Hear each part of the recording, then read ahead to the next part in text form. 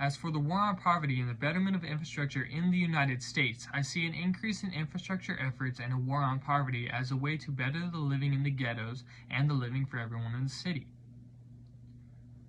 With the increase of infrastructure projects will come the increase of jobs in building airports, highways, roads, and bridges, which will increase the amount of people that travel by using these new commodities and increase the amount of money going into the hands of the people. The new money going into the community will better the lives of the people living in it, as well as the economy. It will improve the skills of people, giving them more opportunities for better pay and better hours, and the workforce further fighting the poverty system. By improving infrastructure, it could possibly bring together the separation caused by these fights over the civil rights. Before World War II, during the Great Depression, Roosevelt put the New Deal into effect, which saw improving infrastructure all over the United States, bringing many more jobs into the communities and eventually helping the United States out of the Great Depression. Which, if we take some of the same action now, it could help us with the war on poverty and improve infrastructure at the same time. The Kerner Commission was created to find the cause of the 1967 race riots. We found that they were caused by the white Americans not wanting the African Americans to have the same equal rights as them. I believe that we should not rush into drastic measures to increase equal rights for the African American community due to the research we have done with the Kerner Commission. The affirmative action policies are policies that are used to increase employment in minorities.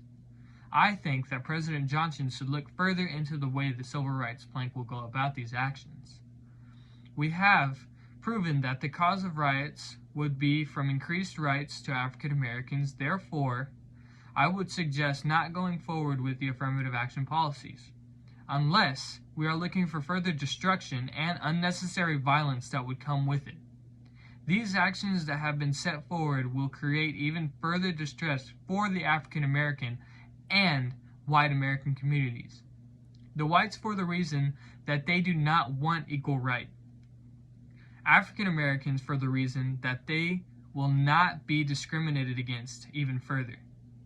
The white population at the moment does not consider African Americans an equal race, and therefore we should not implement affirmative action until the white community has calmed. The white community will riot and destroy communities during affirmative action. This is not the way to go. We must abide by the reality at hand, by which I mean we cannot press this subject into the white community or even the black community. They will both come to live in misery if we firmly press down on affirmative action. There will come a time for action to be made against the degrading and dehumanization of the African American community. But, as I said before, this time is not correct.